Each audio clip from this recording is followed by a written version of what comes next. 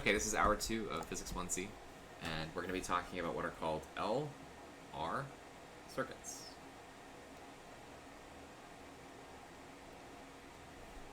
So what is the L?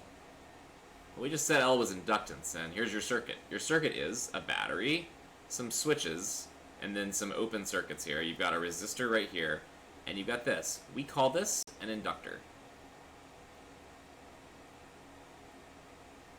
I did not spell that right. There's a D right here. Inductor. Okay?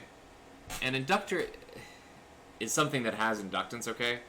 But you could just say that it's a coil of wire.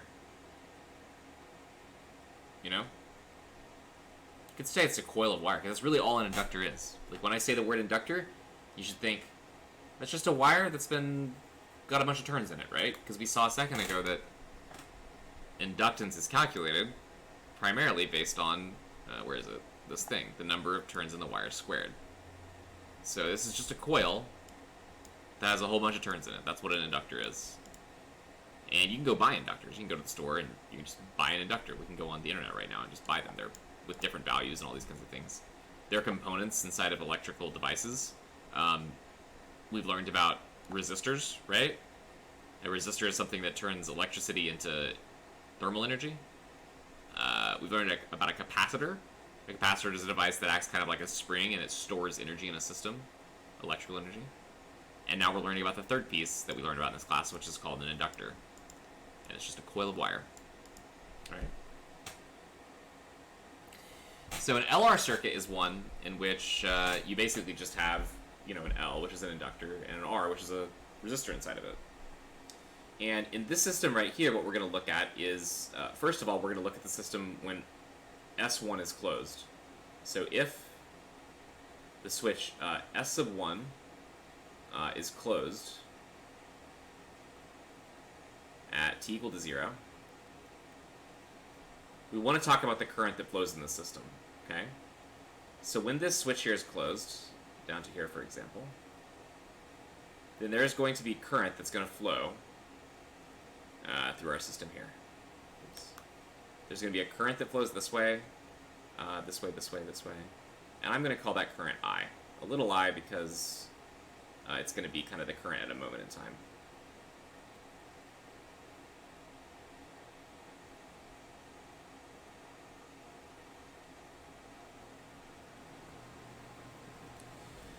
So if S1 is closed at t equal to 0, and we have this current that's flowing through this circuit here, our goal here is to figure out what is the current as a function of time that flows in the system due to this inductor that exists here. In order to figure this out, we're going to use the loop rule. And we're going to go around our circuit like this and then like this. That's our loop that we're going to do. The first thing we're going to notice if we go around the circuit is that according to Kirchhoff's loop rule, when I have an EMF that's going from negative to positive, that what we end up getting here is an EMF that we call E. That EMF flows through this resistor here, and there's a potential drop across the resistor that we get that's negative IR. That look familiar to you guys? We've done this before with circuits. When we get to the inductor, for our inductor, E sub L, what we're going to write down, before we said E sub L was negative L didt. And since we're in a scenario where the current is going to be increasing, we're going to say the voltage drop between these 2 points right here for the inductor, we're just going to write that down. We're going to put negative L and then di dt, but it's going to be the instantaneous current, di, like that. And according to Kirchhoff's law, this should be equal to 0.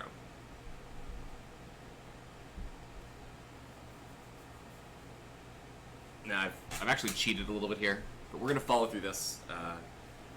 There's another way to do this, and I'm going to talk about it at the end. But for now, let's go with what we have here and see what we get as an answer. This is how your book does it. It's how virtually every textbook does it. There are some flaws with the reasoning that was made here, but this will nonetheless produce what we want to get out of this. All right, so what are we going to do now? We've got this equation. And I'm sure immediately some of you guys recognize what type of equation this is. Can you tell what kind of equation it is? Yeah, and why is that? function. Yeah, exactly. So really all we need to do here is to get the current and the things alone, and the way we go about doing that is this. I'm going to add IR to the right-hand side, so we're going to get something like, this piece. I'm going to add this piece to the right-hand side. So we're going to get E minus IR. Let me move this up a little bit here. So we get E minus I times R is equal to L di dt. And now we can do some separation of variables tricks where, what's the best way to do this? It doesn't really matter. Something like this.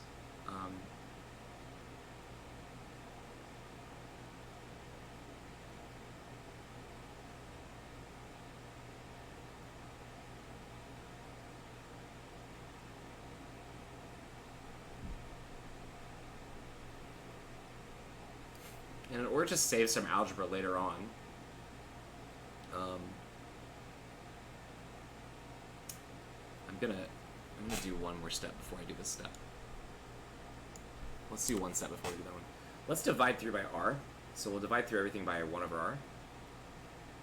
So we're gonna get, what is it, e over r minus I equals L over r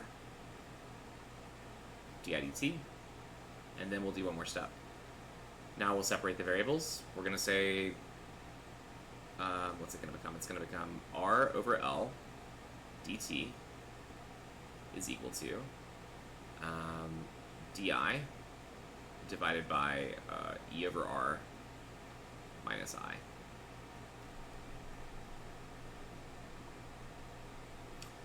And one last thing I'm going to do here. All I've done here is I've multiplied the dt to the left side. I've multiplied the r to the left side, I've divided both sides by L, and then I took this entire thing here and I divided underneath di. Right there. Everyone follow that? Give you a second to look at the math. The last thing I'm going to do is I'm going to multiply both sides by a negative sign. So that what I'm going to get now is going to be negative r over L dt. And that's going to end up being equal to di divided by I minus e over r. Just multiplying through by a negative. And then we're going to integrate. On the left, we're going to integrate from 0 up to some dummy value that we call t prime. On the right, we're going to end up from 0 to some dummy variable that we call I prime. And what we're going to get out of this, maybe we start writing over here. The left-hand side, the integral is just going to become basically just negative t prime r divided by L. The right-hand side of the integral here is going to become a natural log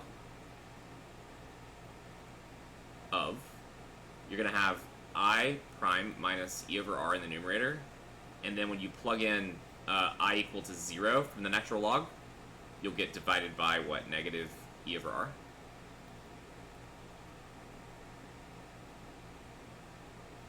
Do you guys agree with that? The denominator is from when you put in natural log of I equal to 0, so you just get negative ER.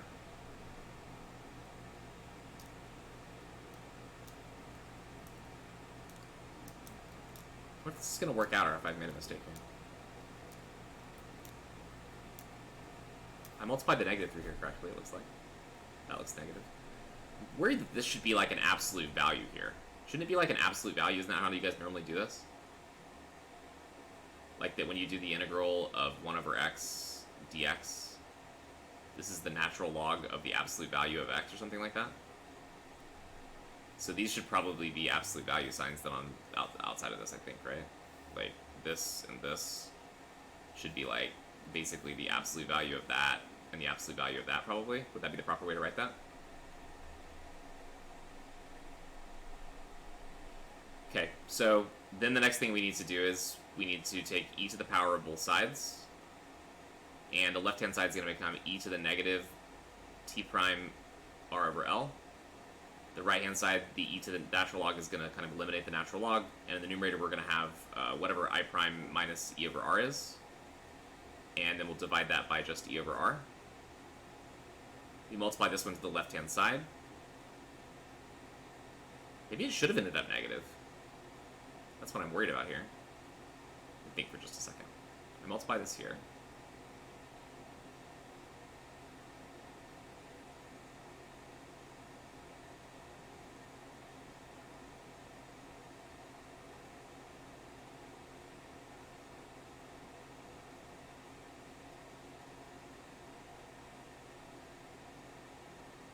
I think we actually want the negative sign. I don't know what to think about this. It's been so long since I took calculus. I don't know what to think about this absolute value sign.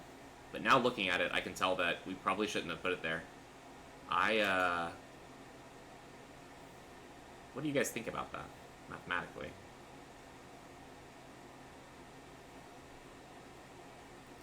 Because if I work this out, like, answer-wise, I know that it'll work out if I do this. Like, if I put the negative e over r over here, I say no. Maybe I'm just making a mistake as I'm doing the math in my head. Should have still been I prime.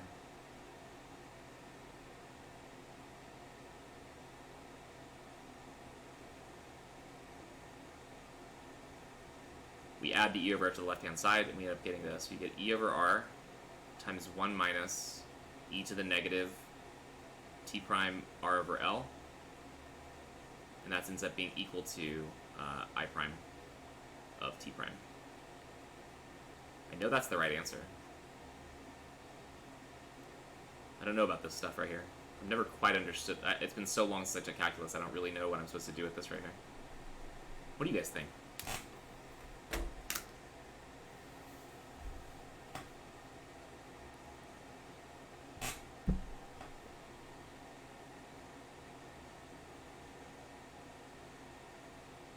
Yeah, maybe I need to go back and read about this stuff too. There's sometimes you can drop it. I'm wondering if when you do something like this, that might be one of those times.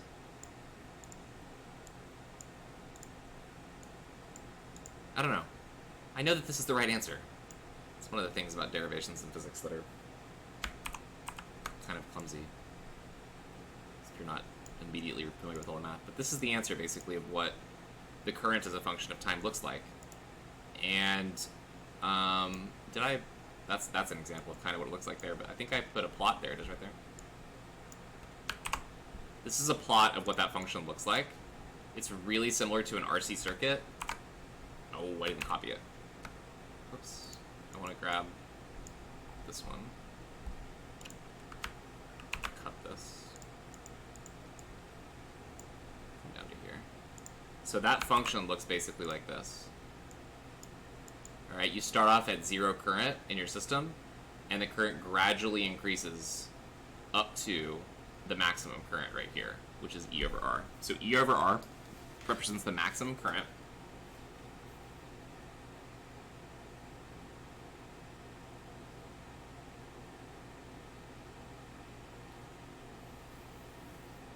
And this symbol, tau, is called the time constant, and it's given by L over R.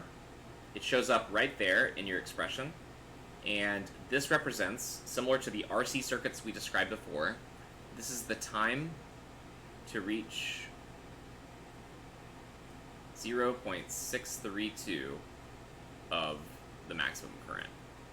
63% of the maximum current. And after about 3 to 5 time constants, the curve will flatten out, and it'll gradually approach this E over R right here.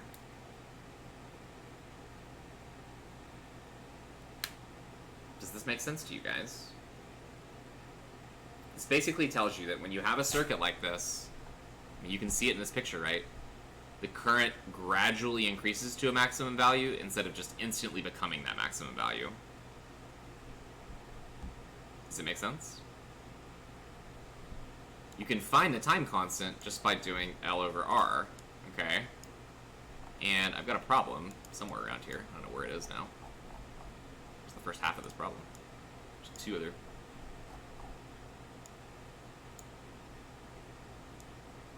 Did it get copied over by something? So this is the inductance problem. And then there was an LR circuit problem we were going to do. I may have to go and recopy it into here. I don't know where it went. Unless it's behind this one. No. That's okay. Before we do that, I wanted to, show you guys some things. So let's say that I have an inductor that has an inductance of, 0.30 Henry. and the resistance in my circuit, let's say, is like 3 times 10 to the negative 3 ohms, then what this tells me is that my time constant is going to be given by 0.3 Henry divided by 3 times 10 to the negative 3 ohms. Okay, I pick those numbers because they're kind of easy to use. This should be something like, I don't know, probably 10,000 or something. 1,000 from this and another... No, that's not right. This is 10 to the negative 1, so it's going to be like 100, right? Is that like right? See, now I want to put in my calculator. Yeah, it's 100. So this would represent the time that it would take to get to 30 to this point right here, 63% of the maximum current in the circuit. So if we changed either of those variables, right? If we changed either L or R, we can obviously modify this. It's very similar to the way that RC circuits work. So why is this important? Well, it gives you an understanding of like what an inductor does, and we can look at that visually by using this program right here. So here's my inductor. You can see that it's literally just something that's been wound around with a bunch of what looks to be copper coil. And we're going to grab just some wires, and we're going to build a circuit here. You're more than welcome to do this yourself if you want to. You can play with this. You can find this at a website called PHET. So I'm going to connect up to my inductor resistor here. And I'm also going to put a light bulb in, because the light bulb gives us a much better like visual of like what the resistor is doing. Okay. And then we're just going to connect up the circuit. And we're going to kind of try to connect up the circuit that we just saw here. We're basically going to try to reconnect that same circuit. So maybe I can leave it open in the background so you can see what we're trying to do here. It's not going to be quite exactly the same circuit, but it's similar.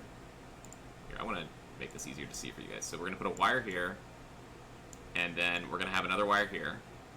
We're going to need to have a switch, but this switch is going to need to be able to... Yeah, this is... Oops.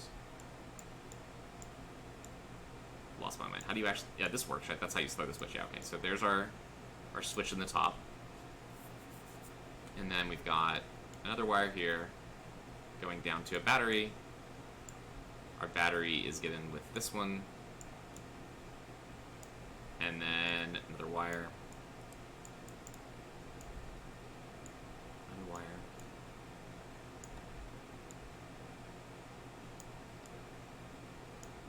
There we go. Now we can do things like close the switch and see what happens.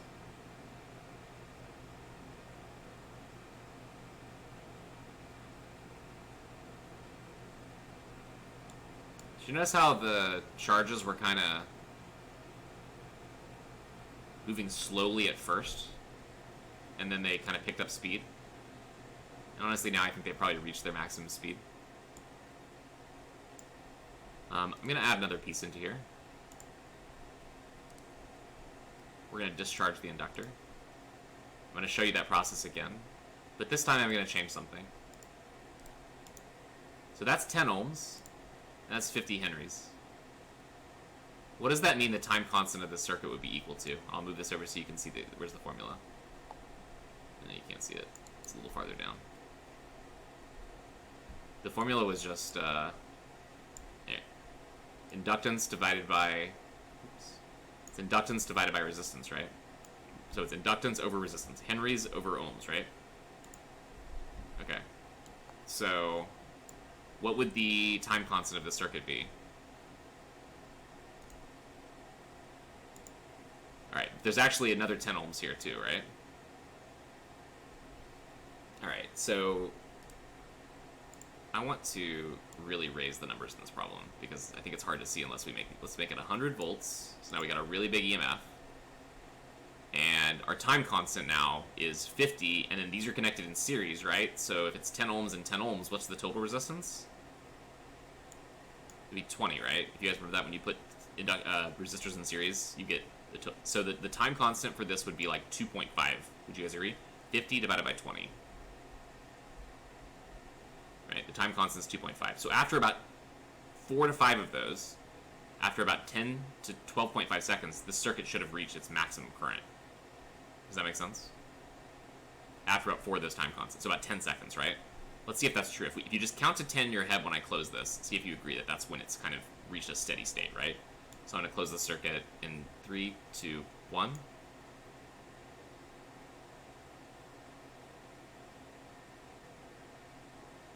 I don't know if it took quite 10 seconds, but yeah.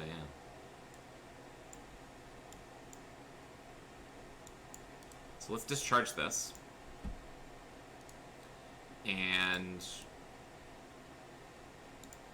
says 0. Yeah, okay, good. All right. So I'm going to do it one more time, see if you guys can see it.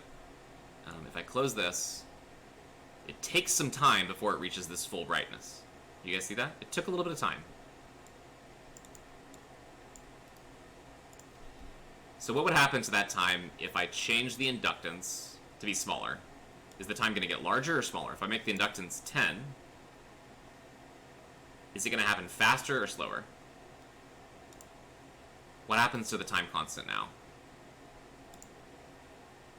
Okay, so is it going to reach its maximum current faster or slower? Time constant is small? Faster, yeah, so let's try that. Because the time constant now is like half a second. So after almost a second, it would pretty much be fully, the current's going to be fully going, right? There you go. There's still a time lag, right? I'll do it again so you can see it. There's still a time lag.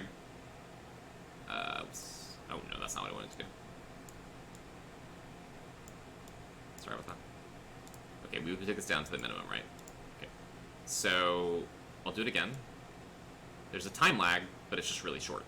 That's the difference, right? The only difference is that it's really short. What if I make the inductance to be 100? And let's say that I actually change my resistance now. In fact, I'll tell you what, how much can I change the resistance of this guy? This is quite a wage. Okay, let me remove this one. Just put a wire in between here. And now our resistance is 10 ohms. Let's show the value. And now our inductance is 100 henries. So what's the inductance of this circuit? Or what's the time constant for this circuit going to be? I've got it set up so it's easy for you to see. You just take this one and divide by the one below it, right? 10 seconds. So now it's going to take 20 to 40 seconds to fully reach the maximum charge, right? This circuit is going to be more sluggish, right? More sluggish because you have more henries or more inductance, right? So if I close this one now, see how it's much slower to reach that maximum current? Okay. In fact, we can even do stuff like, I can throw an ammeter in here, and I can figure out exactly, oh, I gotta put it in the system apparently. I like the charts better actually. Let's do this. Let's just put the chart in there. So with the current chart, we can do like this, right? And let's, it's not quite reading. Damn, okay, there's the current right there. Now we're big enough. So let's watch what happens now. So if I open this, the current obviously drops to 0. If I gotta discharge this because it's gonna do weird things. So now if I close this, watch what happens on the current. So it's gradually rising up, and now it's kind of like leveling out a little bit. Too bad we can't make this bigger. But eventually it's gonna it still hasn't gotten there, right? What did we say the time constant for the circuit was? It was 10 seconds, right? So it should take about, it's just now getting there. Now we can mark if we want to. Here, let's actually mark the time. Let's open this up. And let's discharge this. And now let's mark the time that we actually started. I'm going to start it when it hits this, when this thing hits the left edge. So 6465 now. Okay, so that's, what kind of units are these? Because now we're at 10 seconds.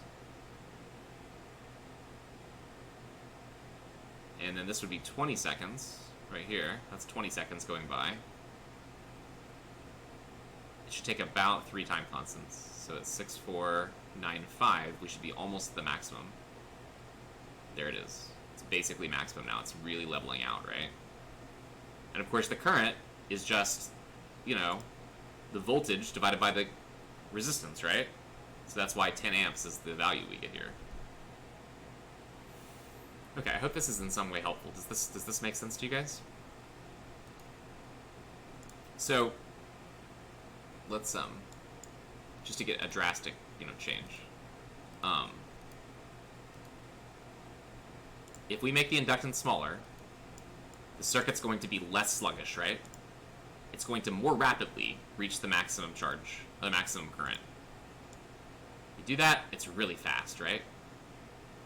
Can you see how that is like pushing an object that has low mass, and that if I increase the mass of the circuit effectively by increasing the inductance, then the effect is the circuit's like heavier, and it's gradual increase. Just like I was saying, pushing a 1,000-kilogram box, it's going to take a long time to reach a speed, and the speed in this case is the speed of these electrons. Did that make sense to you guys? Does anyone have any questions?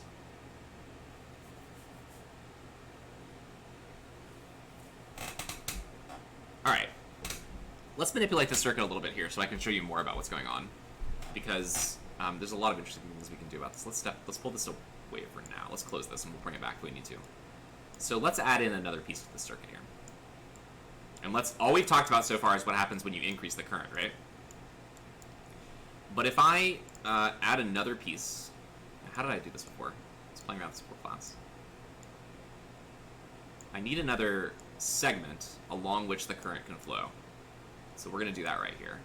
But I need it to split, I think, so that we have another switch. It can close this part. No. I want the switch to go like that. And then I want a resistor inside this piece. Not a resistor, we'll put it's a light bulb. Turn, damn you. Okay, there we go. I think this is going to work to do what we want it to do.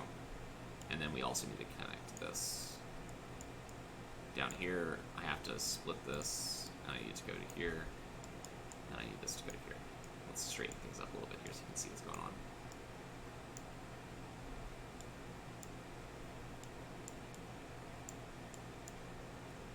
That thing doesn't seem to want to rotate.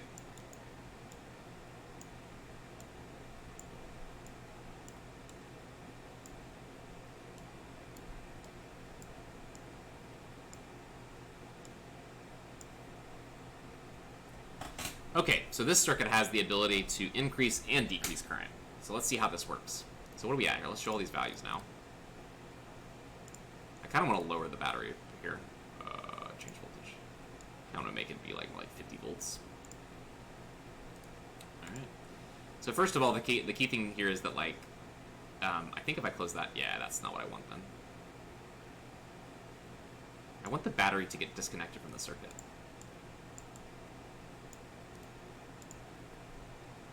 So I need to be able to...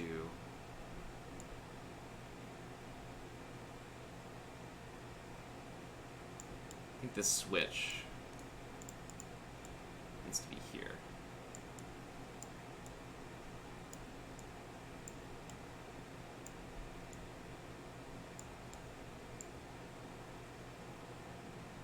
Or maybe on the other side. Yeah, that's what I want to do.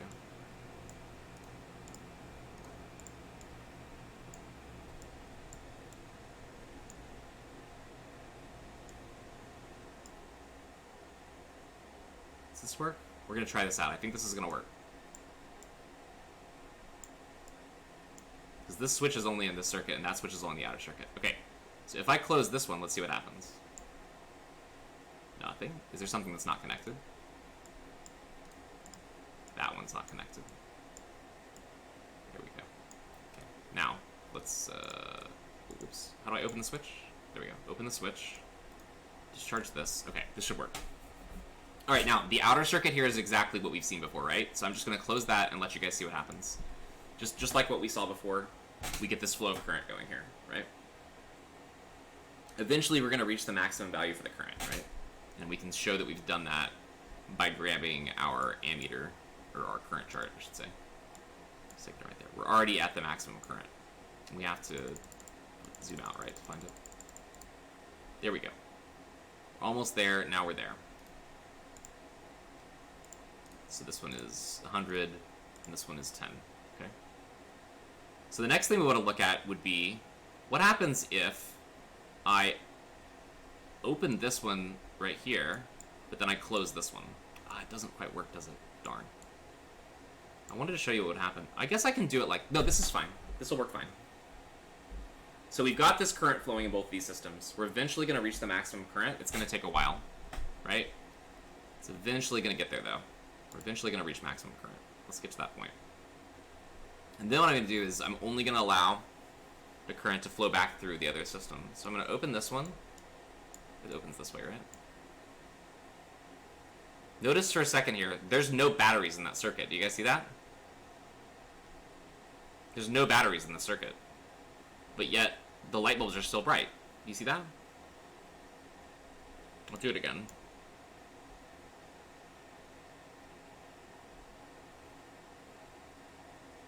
We get everything kind of nice and bright, right? This all going. And then, if I open this portion of the circuit here, you notice the current's kind of slowing down now? And we can physically see that if I move this over here. Let's do it again. Can you guys see what's happening? When you try to turn the circuit off, the current continues to flow. Right? I turn this off. Look at our current right here. I turn it off. Oops. It's hard to grab the thing. Turn it off. And the current, nonetheless, still continues to flow, gradually going back towards zero. This is the opposite of what we were talking about before. Now, this is decay of the current, and we see that it doesn't instantly go away. The inductor basically, it allows the current to keep going. Does that make sense to you guys? It's holding a magnetic field. And that magnetic field takes time to decay, basically. You can think about this as an energy storage problem if you want to. Effectively what happens is, when I close this, right, there's a magnetic field that starts to get set up inside of this thing right here. And it takes time to set up. That magnetic field takes time to set up.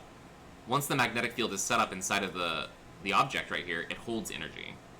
And that energy from the magnetic field, well, it can be delivered back to your system. Just like that. There's no battery driving those charges. It's just the fact that that magnetic field takes time to decay. It takes time for that magnetic field to deliver energy back into the system.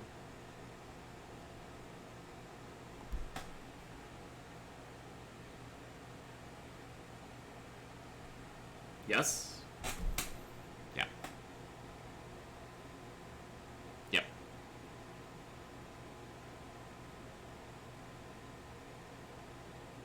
It tries to counteract the decrease in the magnetic field by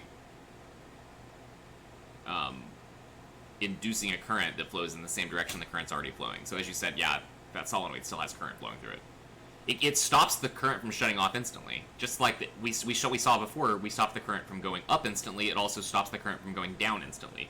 It's the same reason why, if I take a box and I try to push it, I can't instantly make it move up to some speed, right? It takes time to get from rest up to a certain speed, right? You drop a ball, right? It starts off at rest, it doesn't instantly start moving at 10 meters per second. It takes a second to get to 10 meters per second. It takes another second to get to 20 meters per second, right? Now, in terms of when the current's already flowing, that's like an object that's already moving. It already has inertia, right? And so the current basically just keeps going. It doesn't just stop instantly, as long as there's a path for it to go. Now, we can see this whole process in a much faster fashion if I turn the inductance down to like 33. Because then it'll go bright pretty quickly, and then when I let it go, it's a lower inductance, so it's like a lower mass object, so it comes to rest faster, right? Like, this is like speeding up a ping pong ball, and this is like slowing down a ping pong ball. In the case, it's not ping pong balls, it's electrons, but it's effectively the same idea. So that's inductance. That's basically what it does. Does this make sense to you guys? Anyone have any questions? I would feel free to like play with this kind of stuff, by the way. So now we're going to show you something that I think is even kind of cooler. So let's say I put two inductors in here, okay? And I don't know, let's start off by saying one of them has an inductance of 50, okay? And let's say one of them has an inductance of 25. All right? And we'll leave the resistance the same. So we'll leave both of these at 10. Show value, Show value. Show value.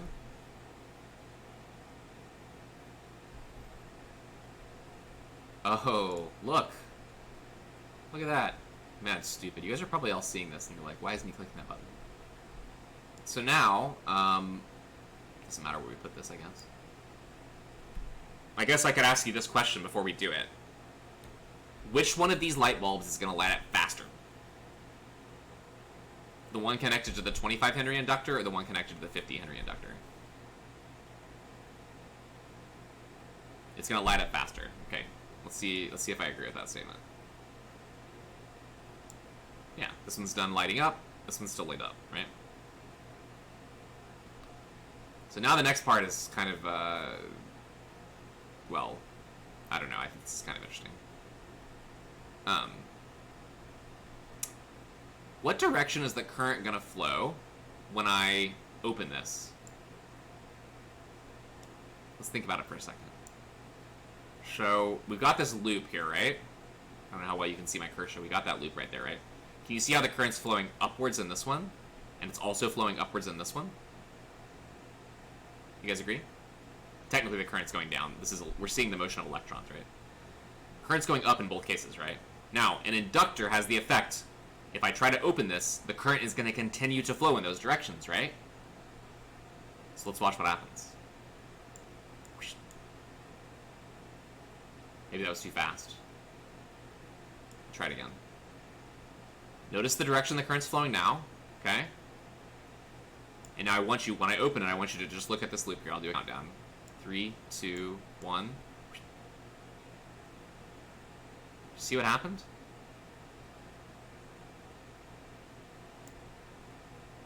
This one changed direction, exactly. The current in this segment here is switched directions. Why is that? Why was the current flowing this way? It's because of the battery, right? So the 25 Henry lit up faster, but when I open this, it's the 50 Henry one that effectively wins out.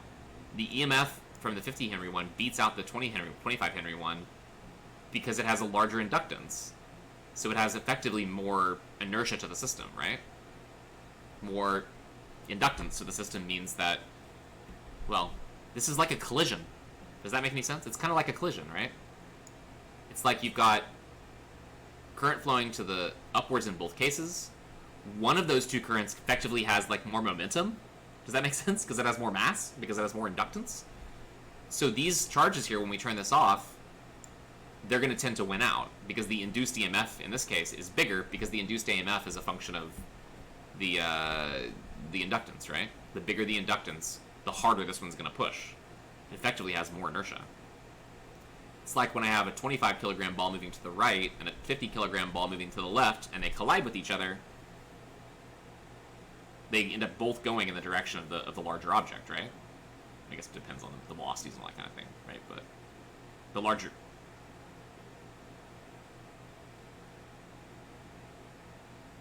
So it's based on whether the current's increasing or decreasing.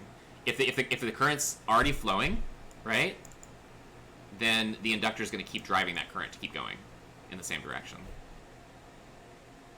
We can make this even more substantial if I just change the inductance to be something like 10 on this one, and I change the inductance on this one to be like 75 or something, and then now open this. It's a little more smooth, I think, then. You can literally see, watch these charges right here when I'm doing this. Watch what they do. They change directions here because there's an external force driving them, and then you open it and we're going back the other way. You do this and they accelerate upwards, and then I open this and it's like, no, we're going the other way because this guy's winning. This guy has more Henrys. It has more inductance. It has more inertia, basically.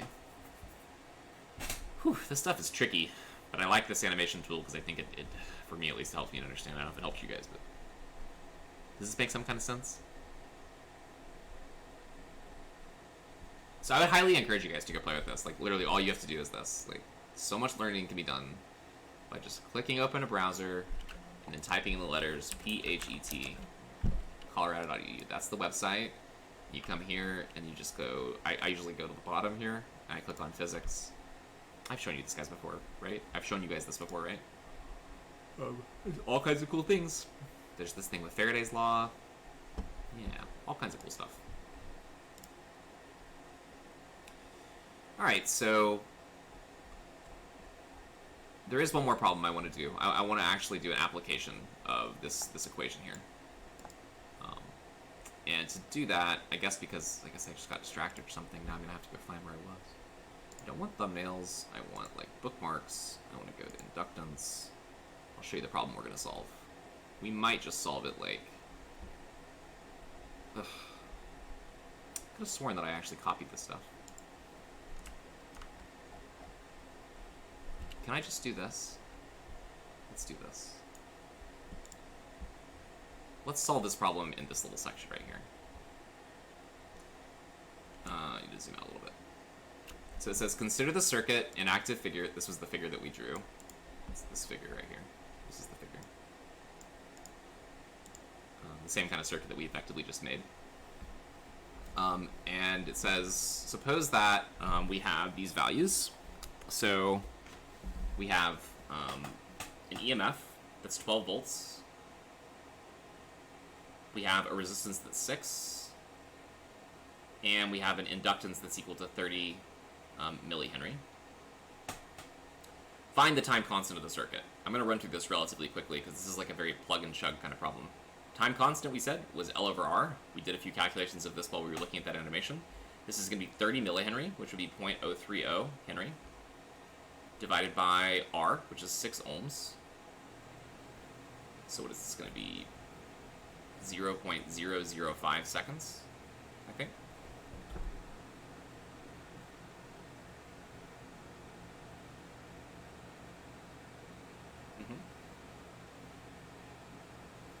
Part B, oh, it's right here. Yeah, 5 milliseconds. Okay, good.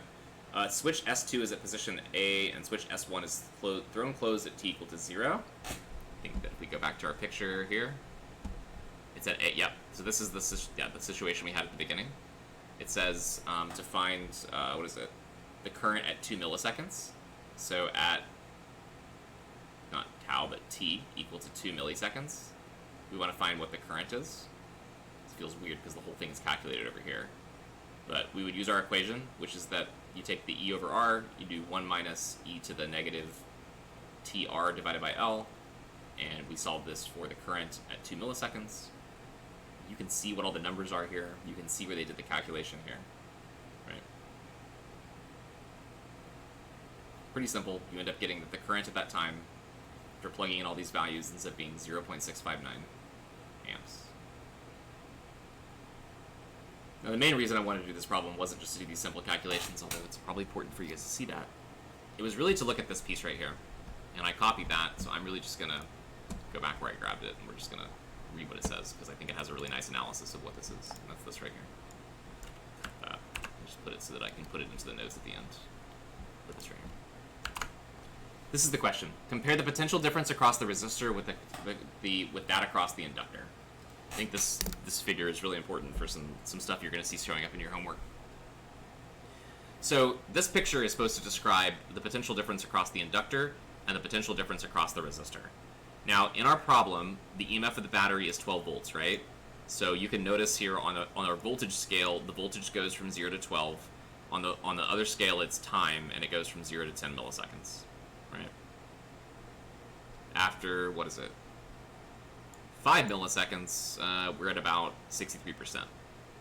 Notice that the voltage across the inductor starts off at a maximum, and it kind of decreases over time. This tells us that the inductor is really only doing things for this portion of time, and after that, you know, the voltage across the resistor or whatever kind of like, you know, balances out. The inductor does a bunch of stuff at the beginning, and then the resistor does the rest of the work at the end. Now I want to read through this right here because I think it's a much clearer explanation of what I was just describing. So this is what it says. At the instant the switch is closed, there is no current, and therefore no potential difference across the resistor. Does that make sense? The way that equation works is that if you put t equal to 0, you get 1 minus 1, and so you get I equal to 0 at t equal to 0. If there's no current, There's no voltage across the resistor because, just to remind you, the voltage across these things, the voltage across the resistor is going to be given by current times resistance, and the voltage across the inductor is given by, like, negative L didt. And I think in this case, the way it's plotted here, you don't worry about the negative sign. So, at the instant the switch is closed, there's no current, and therefore no potential difference across the resistor. At this instant, the battery voltage appears entirely across the inductor in the form of a back EMF of 12 volts, as the inductor tries to maintain the zero current condition. That's what the inductor is trying to do. It's trying to keep things the way they were. It has a lot of inertia. It resists change. The top end of the active figure in 32.2 is at a higher electric potential than the bottom end. As time passes, the EMF across the inductor decreases and the current in the resistor increases. The sum of the two voltages at all times is 12 volts. I don't know if that helps you understand what's going on. I often find reading things like this helps me. I know that textbooks aren't particularly good for you guys, but I think that's a nice, concise explanation of what's happening in the circuit. You start off with no current. All of that voltage shows up across the inductor. As current flows through the inductor, you get a voltage across the resistor. It's just that the inductor resists the attempt to increase that current. Okay, does that make sense to you guys? And does anyone have any questions?